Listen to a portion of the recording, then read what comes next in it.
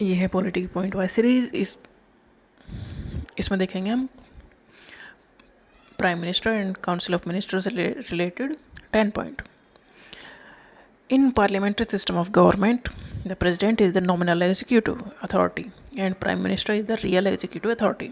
देखो, parliamentary system of government का मतलब ये है कि पब्लिक का राज है, डेमोक्रेसी है, क्योंकि पार्लियामेंट में हमारे ही रिप्रेजेंटेटिव होते हैं।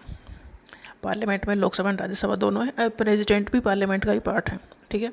और प्रेसिडेंट नॉमिनल एग्जीक्यूटिव अथॉरिटी रखते हैं, मतलब जैसे कि घर का मुखिया है, वो रिटायर हो चुका है, आराम से रेस्ट करता है, बट बात जब चलती है तो सारे उन्हें बताते हैं बात को, फिर वो उस पर फाइनल मोहर लगाते हैं। ऐसे ही प्रेसिडेंट का काम होता है, मतलब काम करते हैं प्राइम मिनिस्टर और प्रेसिडेंट के नाम पर वो सारी चीज़ें होती हैं। फिर तो नॉमिनल एग्जीक्यूटिव में प्रेसिडेंट और रियल एग्जीक्यूटिव अथॉरिटी किसके पास है? प्राइम मिनिस्टर के पास। मतलब पावर प्राइम मिनिस्टर के पास है।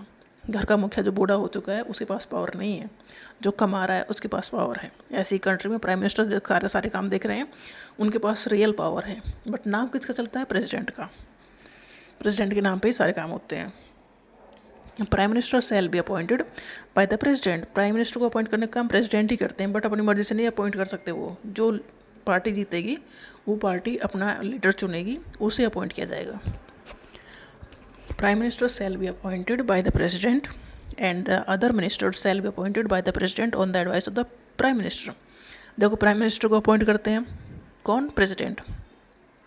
जो मिनिस्टर्स हैं उन्हें अपॉइंट करते हैं प्रेसिडेंट, बट जो दूसरे मिनिस्टर्स हैं उनके लिए प्राइम मिनिस्टर की एडवाइस ली जाती है। मतलब प्राइम मिनिस्टर बताते हैं कि इसे ये मंत्री बनाना है, तो प्रेसिडेंट उसे वो मंत्री बना देते हैं।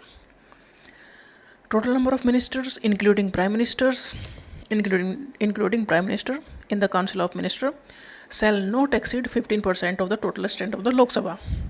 देखो, ऐसा नहीं कि जिस पार्टी की मेजोरिटी है, मतलब जिसकी गवर्नमेंट बन रही है, वो अपने सारे एमपीज़ को मिनिस्टर बना दे। ऐसा नहीं हो सकता है। लोकसभा की जितनी सीट्स हैं उसके 15% से ज़्यादा मंत्री नहीं होने चाहिए।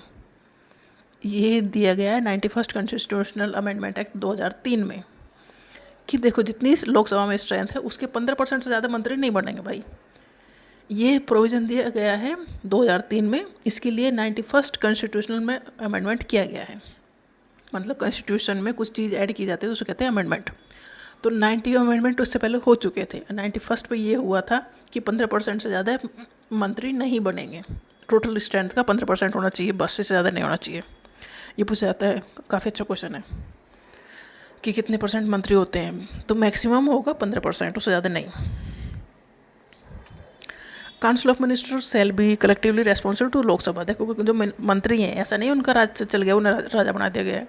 वो आंसरेबल हैं लोकसभा में, वो आंसर देंगे, क्योंकि लोकसभा में हमारे रिप्रेजेंटेटिव बैठे हैं। मतलब पब्लिक का राज है ना, डेमोक्रेसी है, लोगों का राज है। तो हमारे रिप्रेजेंटेटिव बैठे हैं लोकसभा में, तो लोकसभा में अब जो मंत्री बने हैं उन्हें आंसर देने हैं। The salary and allowances of the minister shall be determined by the parliament. Parliament he definitely determine करेगी कि कितनी सैलरी और कितना क्या क्या अलाउंसेज मिलना चाहिए मंत्रियों को, क्योंकि वो पब्लिक को रिप्रेजेंट कर रहे हैं। मतलब पब्लिक ही उन्हें हायर कर रही है कि नहीं, मंत्रियों को सैलरी कितनी देनी, क्योंकि वो पब्लिक के पैसे से जा रही है सारी सैलरी अलाउंसेज, क्योंकि पब्लिक से जो टैक्स कलेक्ट हुआ है उसी से तो उन्हें सैलरी मिलनी है। तो ये डिसाइड करती है पार्लियामेंट कि किसे मंत्रियों को कितना पैसा दिया जाना चाहिए सैलरी के फॉर्म में। और पार्लियामेंट को ये पावर दी है पब्लिक ने। If a minister is not a member of either house of the parliament for 6 consecutive month he cease to be minister. देखो, ऐसा होता है कि प्रधानमंत्री ने किसी को मिनिस्टर बना दिया, बट वो एमपी नहीं है, मतलब चुनाव जीत के नहीं आया है, तो 6 महीने से ज़्यादा वो मंत्री नहीं रह सकता। 6 महीना के बाद उसे रिज़ाइन करना पड़ेगा, या फिर उसे फिर एमपी बनना पड़ेगा। मतलब कहीं इलेक्शन हो रहे हों तो वो वहाँ से वो फिर बने। मतलब 6 महीने से ज़्यादा कोई भी अगर वो एमपी नहीं है तो मंत्री भी नहीं रह सकता। मतलब उन्हें मंत्री बनाया जा सकता है जो एमपी नहीं है, बट 6 महीना के लिए, मैक्सिमम 6 महीना। फिर 6 महीने के बाद उसे रिजाइन करना पड़ेगा, या फिर कहीं अगर बाई इलेक्शन होंगे तो फिर वहाँ से वो जीत के आए तब कंटिन्यू करें। The president administer the oath of office and secrecy to ministers को ओथ प्रेसिडेंट दिलाते हैं। Any minister who has the right to speak in the either house of the parliament. देखो, जो मिनिस्टर्स हैं लोकसभा एंड राज्यसभा दोनों के में जाके ये बोल सकते हैं, बोल सकते हैं। बट अगर वोट की बात आती है तो जिस हाउस के वो मेंबर हैं उसी हाउस में वो वोट डालेंगे। वोटिंग होती है ना, किसी इशू पे वोटिंग हो रही है तो जिस हाउस के वो मेंबर है, मतलब लोकसभा के मेंबर हैं, तो लोकसभा में ही वो वोट डालेंगे। राज्यसभा की वोटिंग में जाके पार्टिसिपेट नहीं कर सकते। When the prime minister resign, अगर प्राइम मिनिस्टर रिजाइन कर देते हैं तो काउंसिल ऑफ मिनिस्टर अपने आप खत्म हो जाती है। फिर मतलब काउंसिल ऑफ मिनिस्टर का कोई मतलब नहीं है प्राइम मिनिस्टर के बिना। अगर प्राइम मिनिस्टर ने रिजाइन कर दिया मतलब सरकार गिर गई। किचन कैबिनेट किसे कहते हैं? ये इनर कैबिनेट है कि प्राइम मिनिस्टर 15-20 मंत्रियों को लेके बड़े डिसीजन ले लेते हैं, उनका फैसला ले लेते हैं। मतलब वो कुछ लिमिटेड लोगों से ही डिस्कस कर रहे हैं। वो जो लिमिटेड लोग हैं वो किचन कैबिनेट कहलाते हैं या इनर कैबिनेट कहलाते हैं। मतलब उनसे ज़्यादा चीज़ें डिस्कस की जाती हैं और बहुत बड़े मंत्रियों से, मतलब और भी मंत्री पीछे रह गए हैं बट कुछ है ना जो इनर सर्कल के में हो गए। तो किचन कैबिनेट मतलब प्राइम मिनिस्टर जिनसे डिस्कस करके डिसीजन ले लेते हैं। तो मेनली ये डिसीजन मेकिंग बॉडी होती है किचन कैबिनेट या इनर कैबिनेट।